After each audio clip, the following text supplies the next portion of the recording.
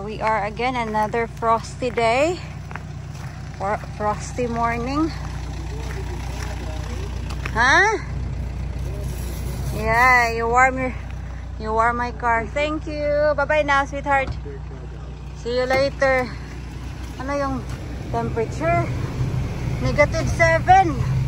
Kikita niyo yan? -7. So, magdadrive lang ako, ha?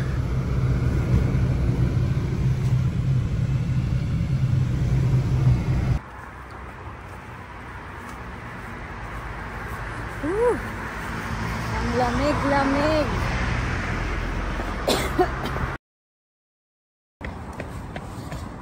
My nose is dripping.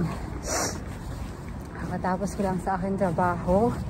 Kung malamig kaninang umaga, mas malamig ngayon. Feeling ko lang, or dahil lang siguro since this morning hindi ako nakalabas ng department ko.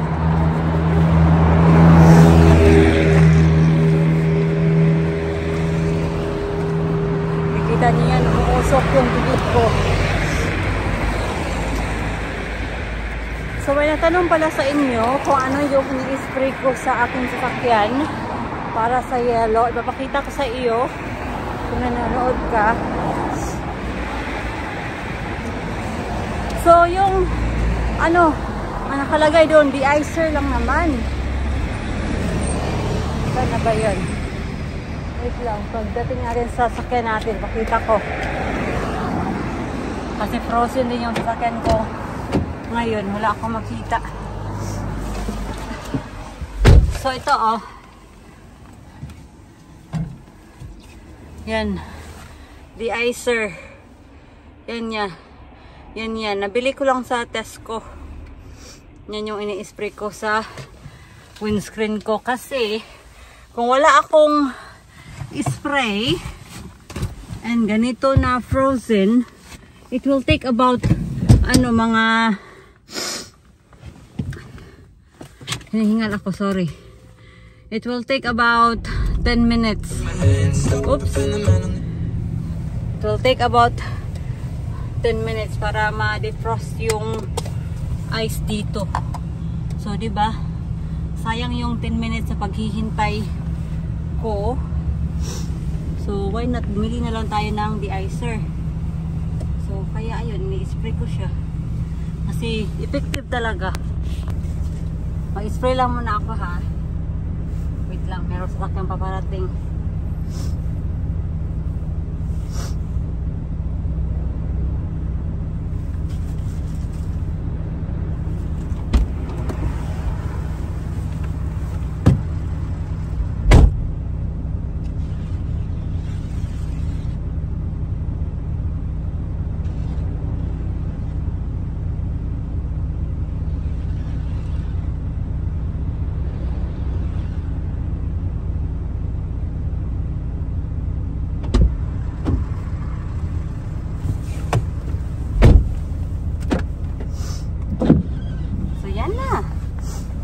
Sobrang bilis lang talaga ma-melt yung snow.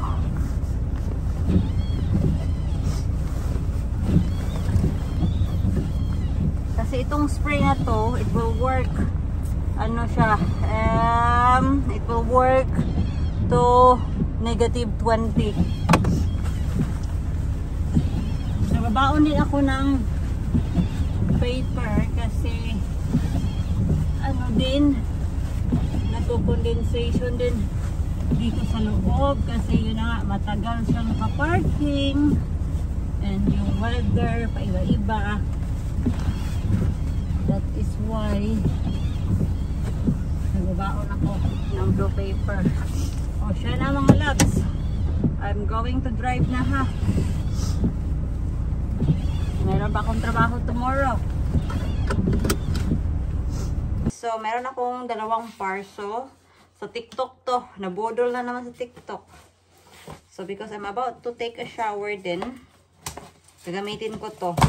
Kasi, itong nabili ko sa TikTok is shampoo to. Honey, can I have knife, please? Thank you.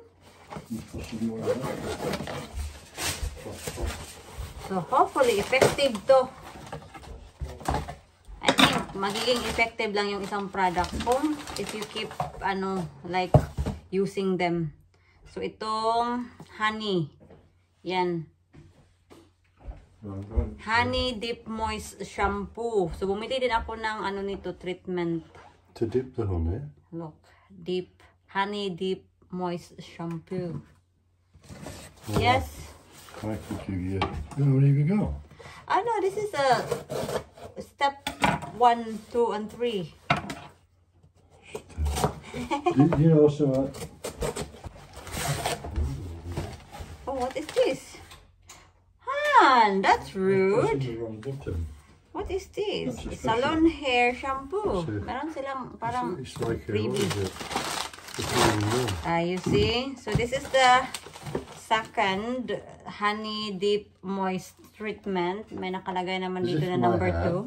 2. Yeah, that's for your hair. Good. And this is a number 3. What's in that one? Honey Deep Moist Hair Oil. Yan. Number 3. Ito parang freebie lang talaga to. Hindi ko alam kung para saan to. Shampoo. So, try natin to. So yeah, maliligo lang ako mga loves and mapapahinga kasi trabaho pa ako tomorrow. Let's go. Bye.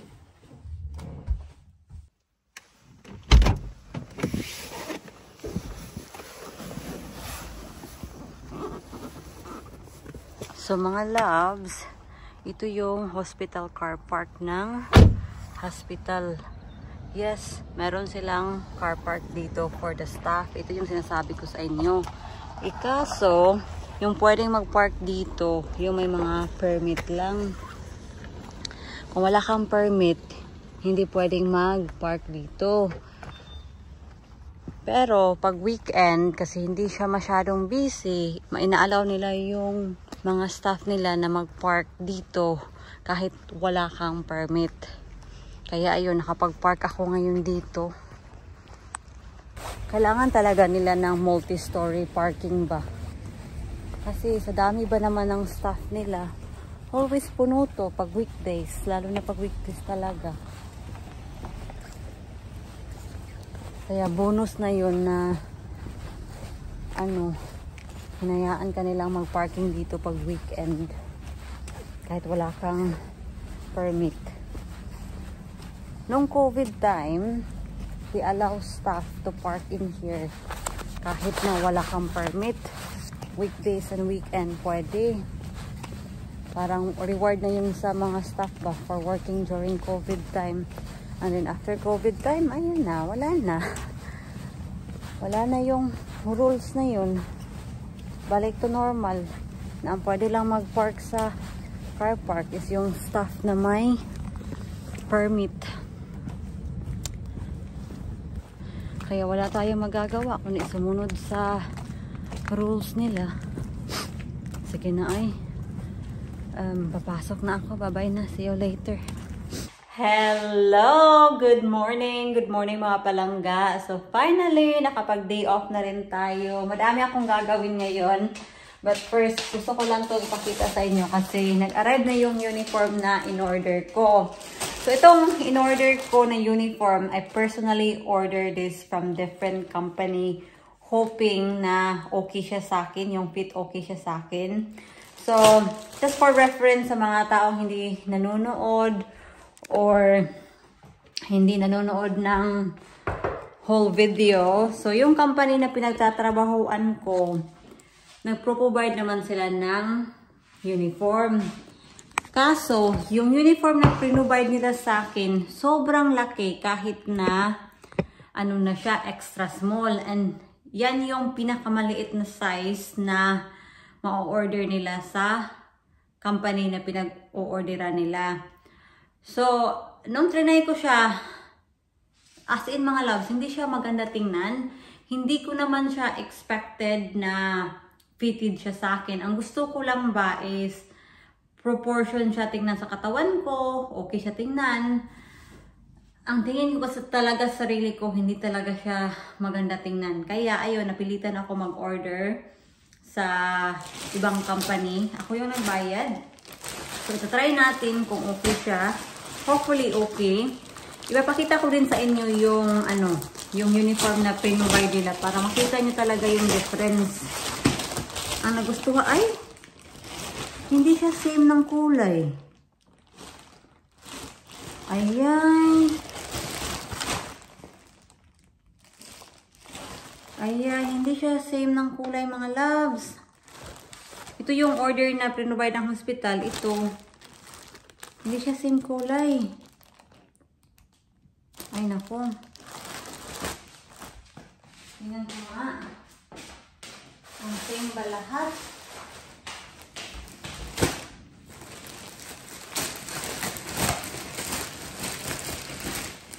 Ito. Same siya dito. Yan. I need to return this. Royal blue pala yung na-order ko. Ay, nako. Ayaw ko nang hindi yan pwede sa trabaho. Mali yung kulay. So, ito. Yan.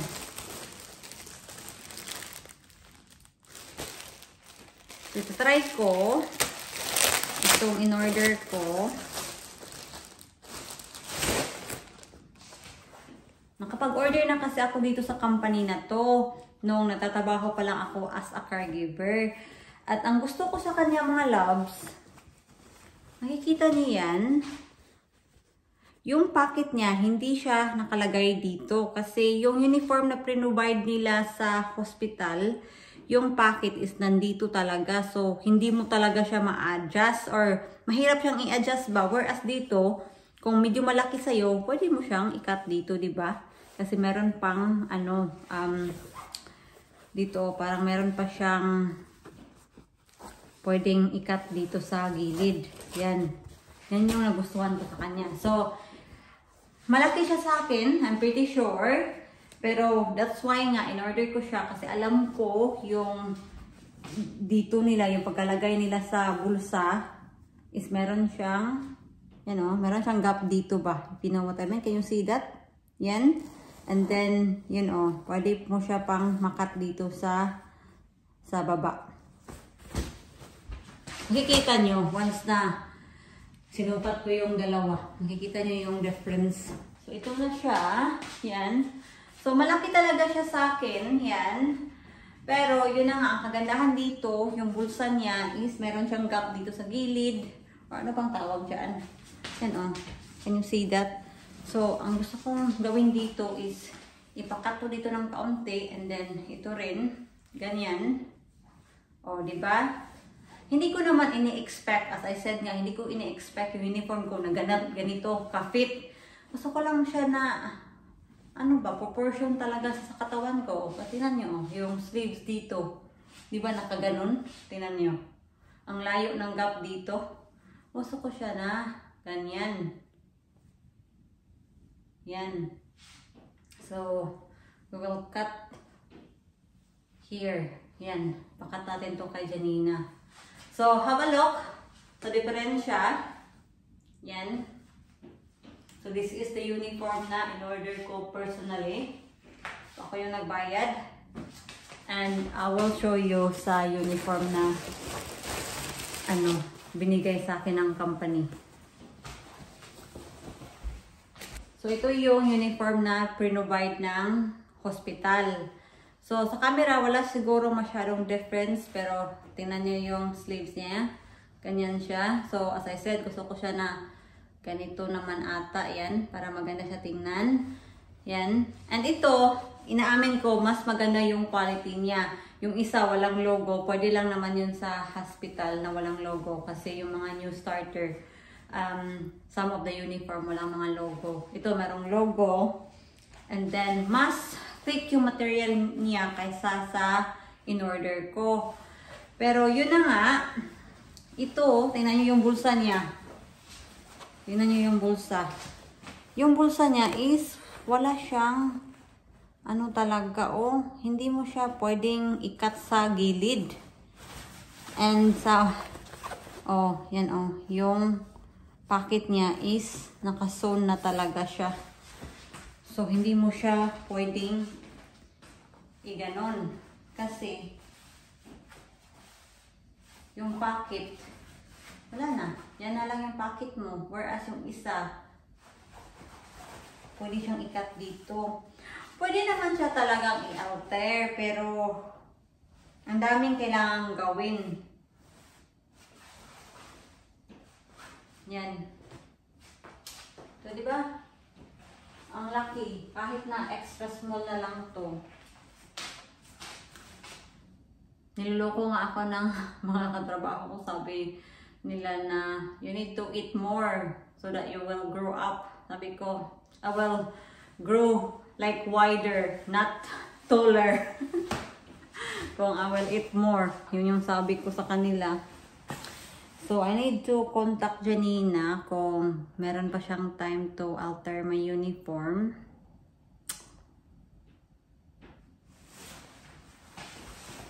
Alam ko kasi na every company, meron silang different, nila, sizing. So, like this, o tulad nito. Extra small na talaga to. Yan, extra small. Yan, extra small. And iba yung brand niya. And mas thick to. Yung sinukat ko, na ako yung nag-order, hindi siya masyadong thick. Extra small din to. Pero yun na nga, ang plus sa kanya, pwede mo talaga siyang ma-alter. Na simple lang ba? Simpleng pagkat dito sa gilid. Whereas dito, pwede siyang ma-alter pero complicated pa. You see the difference? Parang tingnan sa camera, mas blue to tingnan. Pero dahil lang siguro mas thick yung material dito. Kaya ganun. Can you see the difference? Yung pocket nila. So, I need to meet up Janina para i-alter to. So, yun lang. Yun lang yung gusto kong ipakita sa inyo. Yung aking isa sa problema sa buhay ko. Itong aking uniform na until now, hindi pa din ma-sort talaga. Kasi tinanong ko naman talaga sa hospital kung ika-cover ba nila yung cost to alter my uniform. Pero no mga loves. They will not cover it. Kung ano yung pre-provide na uniform nila, kung hindi magkasya sa'yo, or kung hindi ka happy, you have no choice. Kundi either you will fix it yourself or just wear it as it is.